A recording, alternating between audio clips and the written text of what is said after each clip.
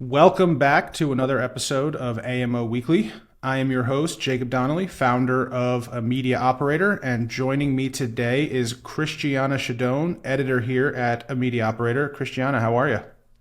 I'm great. How are you? I'm good. How's your voice today? Much better, but still a little rusty.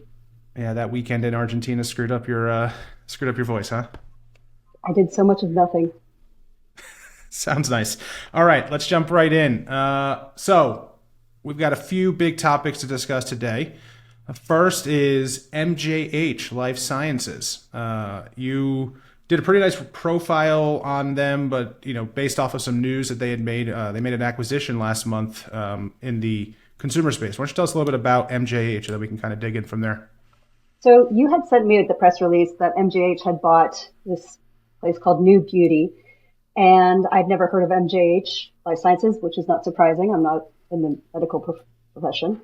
Um, but I talked to them about it, and lo and behold, they have 1,000 employees. They're a huge company, B2B, and now moving into B2C with New Beauty, which is more akin to like a Cosmo or a 17 with lists of makeup and what to use, but they also have a heavy presence of actual physicians, dermatologists giving advice to their readers. So the idea was, they can bring it into the B2B fold, maintain a piece of B2B, but attract a much larger audience. That's a consumer audience. It was the second thing that they've done. It's the second thing they've done in terms of consumer. The first one was an ad agency. Um, that was 2 years ago, and it went really well. They saw growth of 40%. So they're like, well, let's do some more in B2C. The interesting thing about this for me is that everyone I talk to really hammers home B2B is the where it's at. You make more money in B2B, have more engaged loyal audience.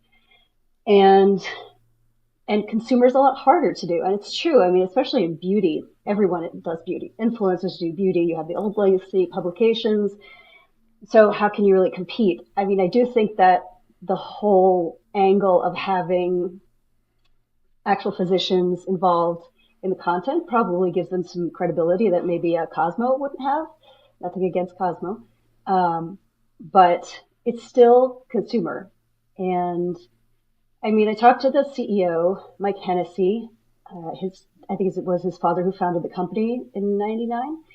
And, for him, he saw an opportunity not just for the consumer growth as it is, but they don't have as much social or video. And so the idea was, MJH has the experience and they can help grow in different areas. So taking what they have today and then expanding it. Um, yeah, What and it was, is yeah. I was gonna say, what is so MJH's core business? The headline of the story is about how B2B is taking a crack at B2C. What is the core business that they're operating in right now? I know it's called MJH Life Sciences, but like what do they do squarely right now? MJH, by the way, I think is the initials of his dad, Michael J. Hennessy. But they're into pretty hardcore medical stuff. I think one of the big areas that they mentioned, they were really big in oncology, which is a fairly serious business to be in compared to, what kind of eyeshadow should I be buying? So I feel like it's a fairly big departure for them. But if they see, an opportunity, what do I know? And so the idea with consumer, is it an attempt at deviating from B2B? Is it more of a they see this as an expansion area? Are they going to continue moving into B2C? Like what's when you interviewed Mike, what was sort of the feeling you got about where they're taking the business? So I think New Beauty is just the beginning. I think they're going to use it as a platform. They will probably make more acquisitions in the area and bolt on things to New Beauty and use that as sort of their base. Um, I don't think, I think it's just new for them. It's a new area. They're betting on a scale in a way that you can't really get. Oncology is sort of limited to those who are, in the profession or suffering from cancer. And beauty is something that's global. I mean, so is cancer, but, you know, beauty is a day to day thing, especially with women. So it's something that's a little broader and could possibly bring some really nice results for them if they can continue to distinguish themselves. My my concern is just there's just so much out there. There's so much out there, so much content to compete with. And, maybe the older generations will look for more, medically focused advice. But if you're 20 years old, I don't know that you care as much. I could be wrong. It seems to me that beauty has evolved into a bit of an influencer led business. Like even, you know, Cosmo, I think has even stepped away a little bit from like the hardcore beauty sort of things. I think that that's one of the big risks I think for anyone moving into consumer is the reason B2B works so well is because of a niche specialty that, fewer people can focus on because there does require some expertise on this, and I think that is one of the things in consumer that, at least for broad scale consumer, is harder to get right.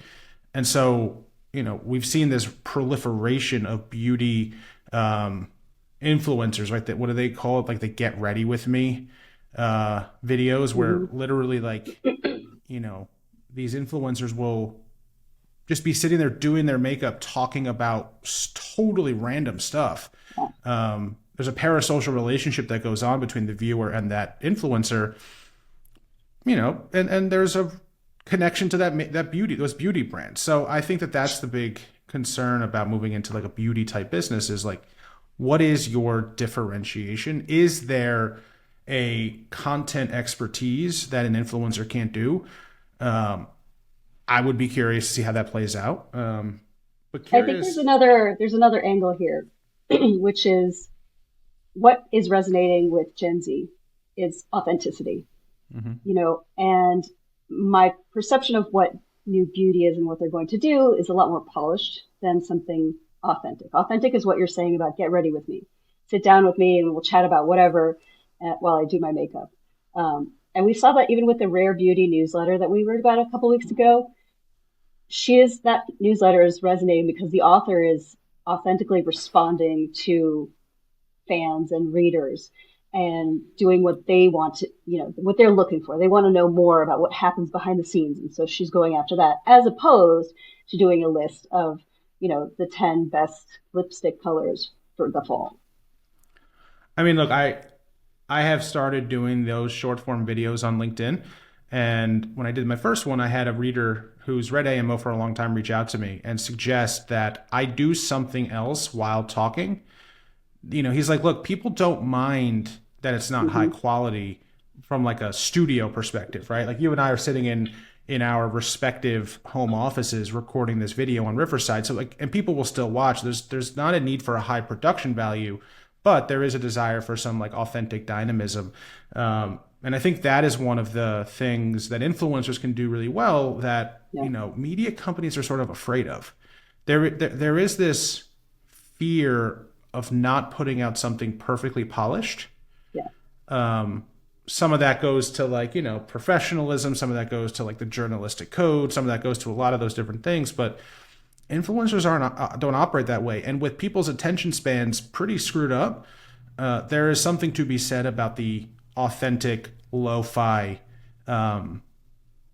nature of beauty. So I will be curious to see how, MJH kind of handles that. And especially if they are going to lean into video, how they can provide that authentic feel that everyone's kind of looking for. Yeah. Yeah. I think you don't see as much from the bigger companies because it's a risk, right? And risks, why mess with things if they're kind of working as is? And instead of putting a person in front of a microphone and say, please record something and give it to me, and then that's it. And that's scary for a big corporation that has a reputation to protect. Yeah, but it's also an incentives problem, right? Like a lot of media companies struggle to incentivize their talent to do these sorts of authentic sort of, things. Like the media companies that have done influencers right, that have done the whole creator economy right, are those that allow their people to experiment, try things, take risks, and if it works, incentivize them, right? Like, I think that is something that is very important if you're going to try to do something with creators and if you're going to try to do something with influencers. But the issue is that costs money. Like if your person starts to take off, you got to be willing to put money behind them from an incentives perspective. And a lot of media companies just aren't willing to do that. They view content creators as costs rather than as investments. And I think that is a major problem. Again, like I said, I will be curious to see what MJH does on how, especially as they lean into the video side of things. And also how they're going to monetize, because like we're entering this era where like large scale consumer media brands kind of don't work from a traffic perspective. Right. And so how are they going to keep the audience coming? So it'll be interesting. I'll tell you that. Yeah. I don't know how you justify charging a subscription for a product like that with so much free competition out there. Unless there is a cohort of an audience that really cares about medically backed beauty products, right? I'm sure there is a cohort. I just don't think it's big enough. Well, I mean, what is big enough, right? Could it be, are there 10,000 people out there willing to spend $100 a year to know what is good? I don't wear a lot of makeup, right? So I couldn't tell you how often people change their makeup and want to know, like on a rolling basis, what is or is not, medically healthy. I guess if I wouldn't be able to tell you, but if there is an audience, right? Remember, the thing that we mistake about the internet is we forget just how big it is. And because of how big it is, we forget how big a niche can be, right? Like a media operator has fewer than 10,000 readers, and we've built a full business off of that. So you don't need tons of people. Now, we are a B2B business, right? So our LTVs are certainly higher. But if there's some segment of a beauty audience that is willing to pay for medically important information, okay, maybe it works. But I don't know. Did he say that he's going after subscriptions as a business model? No, he didn't mention that, and I didn't think to ask it next time. I will say that the category, I'm sure, has a cohort that is interested in the medical part of it, that, the making sure that I'm not allergic to it or it's not going to hurt me or whatever. But then, I look at my 13-year-old daughter and all of her friends and they don't care.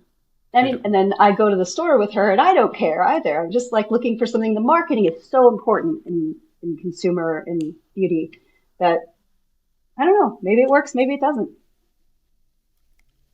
I don't know. Would that sort of a thing matter to you? I would like to know, but also I'm probably not going to pursue it unless I have a specific problem. I will fall prey to the consumer marketing. It is what it is. Just is what it is. All right, let's change course. So you and I have been planning the AMO Summit for a while now. Yes.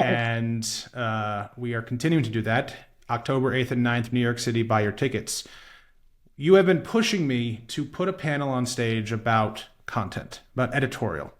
And I have resisted because I don't know what the story is. I couldn't tell you, other than publishers need to create good content, which for a lot of B2B publishers, they don't do that. So like, good message for them.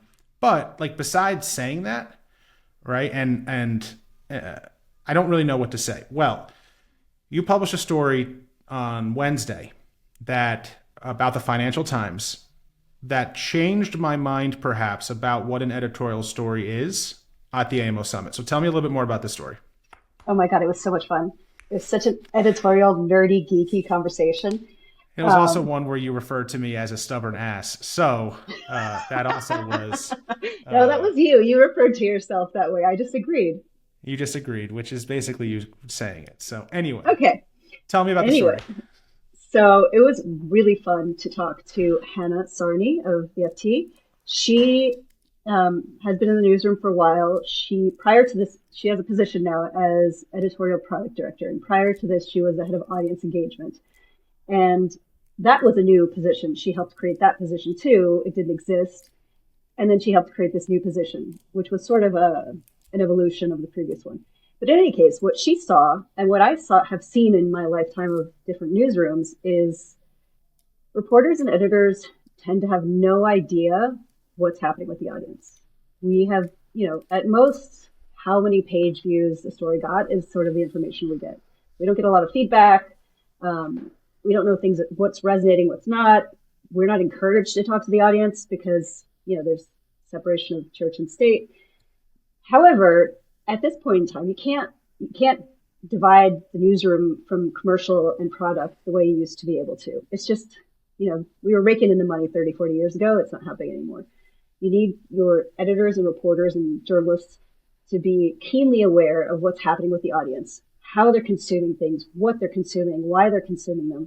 And so she's bridging those roles. What she found was that, the newsroom, the editorial would have one idea and one way of doing things, and product would have another. And they would not, there was a disconnect, there's a tension. Editorial might give a laundry list of, here, we want this, this, and this, but there was no one to translate it. And so this position is not, I like concrete information. I like concrete data. I like, okay, we produced this product and this is what happened. This is more of a nuanced position, at least for the long term. I think at the end, in a year, 2 years, 3 years, 4 years, you have a product at the end that you can talk about. But in between, you need to have one end of the company talking to the other end of the company. And that is Hannah's role. And it doesn't seem like much, but it makes all the difference because she's translating between different work cultures. Reporters on deadlines, they understand, things that have to be quick. The product team may be on a completely different deadline. It's just translation, and it's very nuanced. But I think what she's doing is something, and she mentioned this too. It's a problem across newsrooms. The communication between one side and the other, it just isn't there. And again, historically, there's a reason for that. But I think that can be done delicately and without compromising the journalism by having someone like Hannah bridging the gap. Yeah, I think one of the problems with the media industry is, especially for the news business, is there are two objectives that, the company is trying to accomplish. The first is, and this is why journalists get into the business, is to hold power to account, right? Like it's do good journalism, report on what's going on and publish those stories. And they want to do that theoretically in an unbiased way. They want to do it without influence from outside sources, right? Like outside, commercial interests. And they want to be able to, quote unquote, deliver their audience the original reporting. Oftentimes, and you and I have talked about this, it's less about the audience and more about themselves, but, whatever. So that's the first thing that the business, this one group wants to accomplish, is holding power to account. The second is the business wants to make money. Like any good business, we want to make money. The problem is sometimes those two things are in conflict, especially when you've got, and this is a classic thing in every media company. The editorial team hates the business side hates the editorial side, and there's that constant tension that exists when at the end of the day, both sides want to see the company succeed. Yes, the journalist might care more about the, holding power to account, but, every 2 weeks they like to get a paycheck. And the business side, theoretically, there are better ways to make a living than working at a media company. Unless you care about a deeper purpose for this. So, but I do think that because the two sides don't talk the same language, there is that disconnect. But I think as we move forward, the editorial team needs to understand how the business makes money, right? And I do think this boils down to a better understanding of what journalistic integrity actually is. And what journalistic independence is. It's not, I don't believe, and you're the journalist here, so correct me if I'm wrong, or give me your thoughts. I don't believe journalistic integrity or journalistic independence is not knowing who the advertisers are, or not knowing who the subscribers are, or not knowing those sorts, or who the big donors are if it's a nonprofit. I think independence is, and really it's a very simple thing, it's the willingness to quit your job if you're forced to write something about those companies in a way that you don't believe is the correct way to write about them. Honestly, you just do the right thing. And doing the right thing means, you're not doing favors for other people. They're not writing Hold things that yourself to a standard. hold yourself to a standard, which is far and few between now. Lately, the last few years has been difficult for that. Even as we saw this past weekend with reporting on Gaza, uh, people are still biased, and the thing is, the world is seen as very black and white today, and it's not in the least bit black and white. There's just not a lot of room for nuance, and there's that word again in journalism, which is not okay, not fair. It doesn't help that our attention spans are minuscule now. So I think the thing that's curious and what I would love to see is how other media companies can sort of apply this. Her title was what again? Editorial product director. Editorial, yeah, exactly. Is how did she get this applied at the business? Because you're really not just getting buy-in from the editorial side, you're getting buy-in from the business side as well. How did she get that buy-in? Yeah, I asked her about that. She said from the first casual conversation to actually saying, okay, we need this role, took 2 years. Yeah. And I asked if there was any resistance, and there wasn't, but you still had to explain the reasoning behind it, the why, and what you could get out of it that you're not getting out of today. And I think part of the challenge is also we have done things one way. It's like we publish, you consume. We publish, you consume. It's not like that anymore. We publish, you consume, you respond. How can you better respond? How can we respond to your response? And that's part of her product development, is trying to find better ways to engage the audience, and also to give the audience the content in the way that they want. So, maybe you write a story, but then you present the option to have it translated automatically or summarized very quickly, something to that effect. So they're really thinking, I think it's just it was a great move on their part to have someone who knows how to think like a journalist, but is also aware that, we need to make money and we need to reach people and have them reach us. Yeah, it does present some interesting product opportunities when you've got someone who's thinking about the content product, but then how you can deliver that product to people. I am increasingly, I think I spent more time than I probably wish I did thinking about AI and its impact on our business. And one of the things that I'm pretty convinced about is that more and more publishers are going to be investing a ton more resources in AI. Very much not a controversial statement. But what they're going to invest in specifically is much more investment in audience forward AI applications, right? So like you're talking about very quickly translating information. That's interesting. I am very curious about real-time conversations about those articles. So like I read an article about interest rates coming down. I want to have a real-time conversation with that article about like, all right, well, what happened the last time interest rates came down? And that's what the FT is trying. One of the things the FT is trying to do is create that option where, you get that, quick summary, and then you want to go deeper, and they will help you go deeper. Yeah, because the problem with news is a snapshot in time. There's no real longevity with a news story. And you're a journalist, you file a story for me and I send you off to go file another story. Like there's no, and the shelf life for certain pieces of content, especially news oriented content, is short. But if you can turn it into a sort of research product, right, where I can, with regards to the Financial Times, I can understand the history of something because they've been covering this for 100+ years, right? If it's, a travel publication and I want to understand, B2B travel publication, I want to understand what happened to, I read an article about the impacts of a recession on travel right now. Well, what happened in 2008 and 2009? What happened in 2000 when the dot-com bubble burst? Like those are interesting things that give me deeper context that the reporter might not put into the story, but an LLM trained on that publication's content should be able to answer. And so, I was having a conversation today with somebody and I said, by and large, it seems like publishers are focusing on two main things with AI. The general consensus is, or general population of publishers, there are outliers, The first is, oh my God, all our traffic's going away because of AI, so it's existentialism. And the second is, how do we do a lot of operational stuff? I am curious, and I want to see publishers spend more energy with user-facing things, not content. Do not use it to create articles. We have seen too many examples. What was the Chicago-based newspaper that With the fake books? Yeah, the fake books. I think Business Insider just actually published some fake books.